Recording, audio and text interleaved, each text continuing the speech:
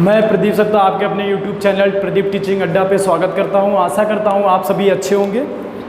तो आज हम लोग जो बात करेंगे हाई स्कूल की मैथ में समांतर श्रेणी एपी का जो फुल फॉर्म है वो पहले जान लेते हैं हम लोग। और यहाँ पे आज हम लोग बात करते हैं समांतर श्रेणी की। समांतर श्रेणी जो है वो हमें लग रहा है टॉपिक 5 में दिया हुआ है। आई थिंक दैट टॉपिक 5 में हाई स्कूल में। तो समांतर श्रेणी है क्या, इसके पहले जान लेते हैं हम लोग। ठीक है, इसके पहले हम लोग जान लेते हैं समांतर श्रेणी है क्या। तो समांतर श्रेणी में एक चीज़ ये बात याद रखिएगा, किसी भी श्रेणी में अगर कोई निश्चित संख्या जोड़ के आगे बनाई गई है तो उसको बोलते हैं समांतर श्रेणी। एग्जाम्पल के तौर पे अगर हम लोग बात करें, अगर कहीं ए है, एग्जाम्पल के तौर पे अगर लेते हैं एक सैंपल, तो ए है तो उसका अगला पद अगर ए देखा जाए तो ए प्लस यहाँ पे अगर हम लिखें तो बी, दो संख्या जोड़ दी। अगर यहाँ पे अगर हम लिखें तो ए प्लस 2b हो जाएगा, ए प्लस 3b, इस तरह जोड़ते जाएंगे। अगर यहाँ पे लिखा जाए ए प्लस 1, ए प्लस 2, ए प्लस 3, ए भी एक समांतर श्रेणी है क्योंकि यहाँ निश्चित संख्या जोड़ी जा रही है। एग्जाम्पल जैसे 2, अब हमने यहाँ बात कर ली 4, 6, 8, 10, यहाँ पे इंटू करते करते कहीं पे आ गया 40। अब ये समांतर एक श्रेणी है। इसमें समांतर श्रेणी क्यों है? क्योंकि प्रत्येक पद में देखा जाए तो 2 ऐड हो रहा, प्रत्येक पद में अगर देखा जाए तो 2 ऐड हो रहा है, मतलब कि एक निश्चित संख्या जोड़ी जा रही है, तो एक समांतर श्रेणी कहलाता है। समांतर श्रेणी मतलब कि अर्थमेटिक प्रोसेस है। आगे बात करते हैं समांतर श्रेणी में पहले क्या क्या चीज़ें होती हैं, क्या क्या चीज़ें नहीं होती हैं। तो अगर यहीं पे जैसे कि अगर यहाँ पे लिख दिया गया को ये जो संख्या है इसको बोलते हैं प्रथम पद। प्रथम पद एक सैंपल एक बात करते हैं ए प्लस डी। ये डी क्या है वो जान लेते हैं पहले। ये होता है प्रथम पद, और जो अंतर आता है प्रत्येक पद का, प्रत्येक पदों का अंतर जो आता है, जो समान होता है, प्रत्येक पदों का अंतर जो समान होता है, जो अंतर आता है उसी को बोलते हैं डिफरेंस, डी को हम लोग बोलते हैं सार्वंतर। क्या बोलते हैं? सार्वंतर। सार्वंतर अगर किसी भी प्रथम पद में अगर सर्वांतर ऐड कर दें और कोई भी पद में सर्वांतर ऐड करते जाएं तो देखेंगे आपको समांतर श्रेणी प्राप्त होगी। जैसे अगर प्रथम पद ए है, अगर ए में और डी ऐड कर दें तो दूसरा पद, अगर ए में और 2d ऐड कर दें तो तीसरा पद, अगर ए में और 3d ऐड कर दें तो चौथा पद। इसी तरह अगर हम ऐड करते हुए चले जाएं तो यहाँ पे पद मिलेगा। लास्ट में अगर यहाँ पे देखा जाए तो nd, a प्लस nd, इसी को हम लोग बोल सकते हैं nवां पद। क्या बोल सकते हैं हम लोग? nवां पद। अगर nd n के पहले यहाँ पे क्या आया होगा तो एक कम आया होगा। एक कम मतलब अगर लास्ट वाला पद a प्लस nd है तो इसके पहले आया होगा a plus n minus 1 into D. अगर पहले आया होगा यहाँ पे जैसे 3 है, 4 है, 2 है तो इसके पहले a plus n minus 1 into D आया होगा। ये सर्वांतर हो गया, ये प्रथम पद है। यहाँ पे लेते हैं nवां पद। nवां पद जैसे बात करते हैं an बराबर होता है आपका a plus n minus 1 into D. ये फार्मूला वेरी इंपॉर्टेंट है, सभी लोग राइट करेंगे, इसका स्क्रीनशॉट कर लीजिए। फिर चलते हैं वाले एग्जाम्पल पे। a plus n minus 1 into D कहाँ पे क्या है? ये प्रथम पद है। n होता है पदों की संख्या, d होता है सार्वंतर। d को किस तरह प्राप्त करते हैं तो d बराबर लिखेंगे, अगर दूसरे पद से पहले पद को घटाएं तो d प्राप्त होगा। यदि दूसरे पद को पहले पद से घटा के इसी को बराबर रख दें तीसरे पद को पहले पद से घटा के तो आपको d प्राप्त होगा। आप d बहुत अनेक प्रकार से प्राप्त कर सकते हैं। जैसे अगर हम बात करें 6 से 4 गया, 2 आ गया तो 2 हमारा d हो गया। कोई भी अगर 10 से 8 गया तो d आ गया। सार्वंतर है हमारा d। यहाँ तक की बात समझ में आ गई होगी। an क्या है? ये हमारा nवां पद है, इसी को बोलते हैं अंतिम पद भी। अंतिम पद जो एक होता है, अंतिम पद एक शब्द है, अंतिम पद। अंतिम पद को L बोलते हैं। L बराबर भी फार्मूला यही होता है, यहाँ पे लिख सकते हैं या तो L बराबर ही मैं यहाँ लिखे दे रहा हूँ, L बराबर a plus n minus 1 into D. यहाँ तक ये बात हो गई, समझ में आ गई। चलते हैं आगे एग्जाम्पल में। अब एग्जाम्पल के थ्रू समझते हैं हर चीज़। रेज कर दूं?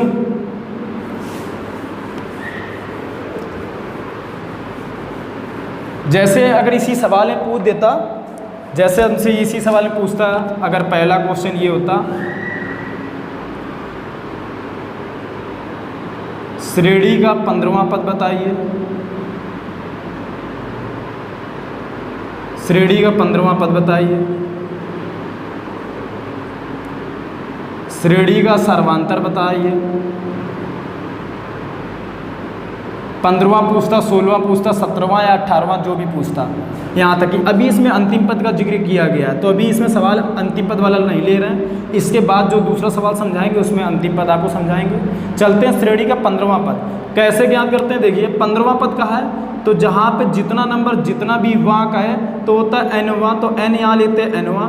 अगर जैसे हम बोले ए एन तो एन, ये टी एन हमने अभी जो लिखा था ये क्या है, तो टी मतलब होता है टर्म ऑफ एन, एनवां पद, तो इसको हम टी एन ही बोल सकते हैं या आप ए एन भी बोलें, कोई दिक्कत नहीं है। तो टी एन बराबर जो होता है वो a plus n minus 1 into d, अभी बता चुका हूँ। तो यहाँ पे ए क्या है, यहाँ पे बताते हैं, समझिए ब्रैक मार्कर से समझिए, टी एन बराबर a plus n minus 1 into D.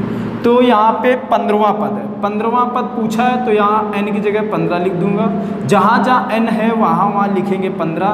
a क्या है, यहाँ पे पहला पद a होता है पहला पद, यहाँ पे पहला पद है 2, और d है हमारा दूसरे पद से पहले पद को घटाओगे तो आ जाएगा 2, यहाँ रखते हैं 2 प्लस n की जगह है 15वां, 15 माइनस 1 इंटू डी का मान है 2 प्लस 14, 14 टू जा 28, 28 और 2 ऐड करेंगे हो जाएगा 30।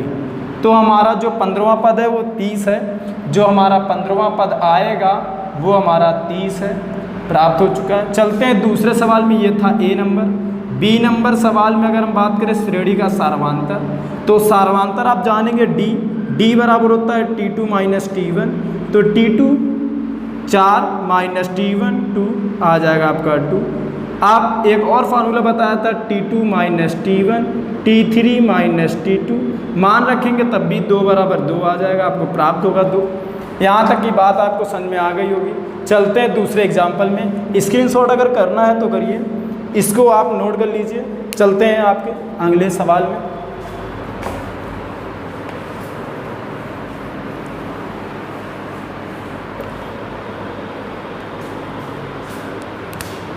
आपके सामने एग्जाम्पल आता है दूसरा, जैसे अगर हम बात करें 3,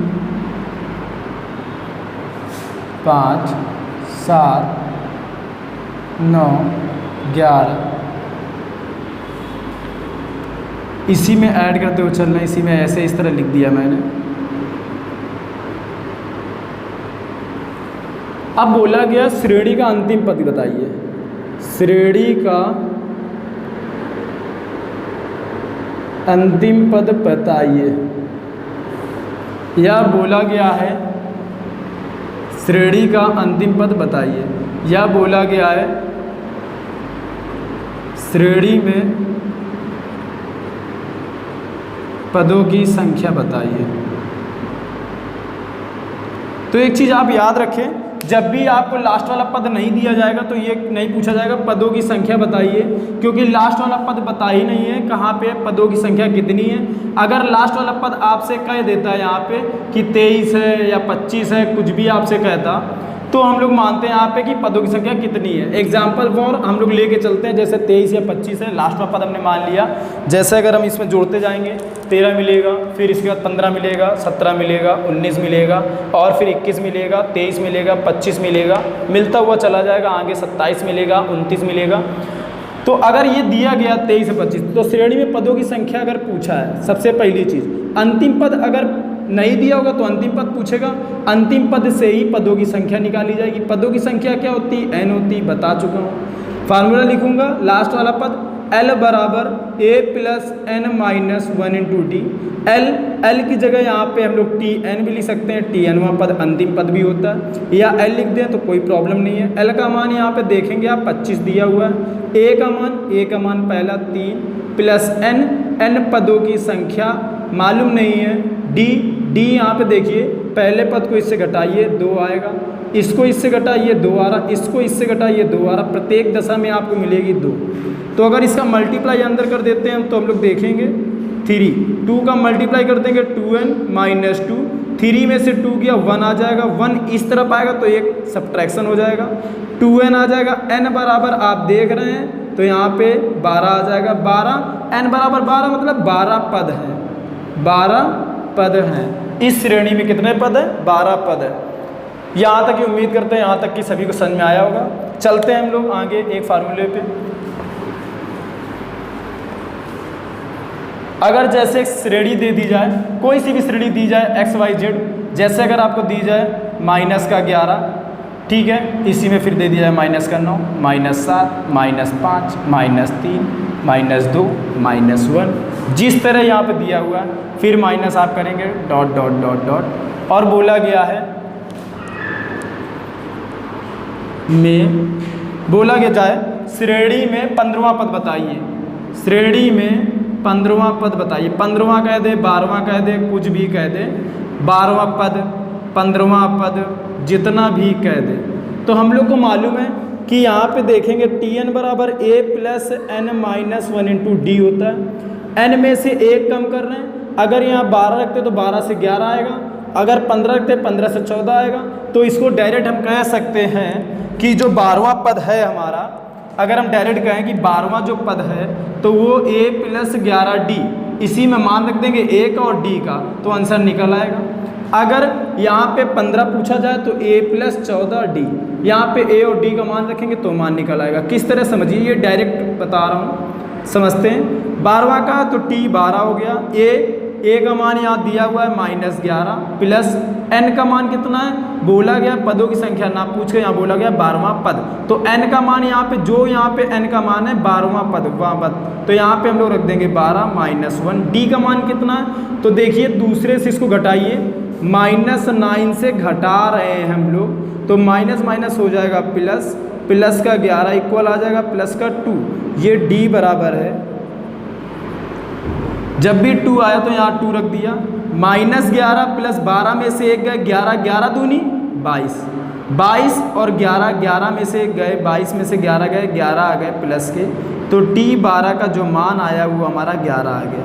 यहाँ पे आप देख रहे हैं जो घटाया गया वही यहाँ हमने डायरेक्ट दिया 11d, a का मान है -11 ब्लैक से समझाते हैं, -11 प्लस 11d, d का मान यहाँ पे 2, 12 22 हो गया, घटाएंगे तो वही 11 प्लस का आ जाएगा, जैसे ही आया। आगे 15वां पद इसी तरह आप निकालेंगे और कमेंट में आप इसका आंसर बताएंगे। अगर आपको क्लास समझ में आई हो तो चैनल को लाइक करिए, अगर चैनल में यूट्यूब में आप चैनल में नए हैं तो इसको सब्सक्राइब करिए और लाइक करिए, कमेंट करिए, शेयर करिए। जब तक के लिए जय हिंद।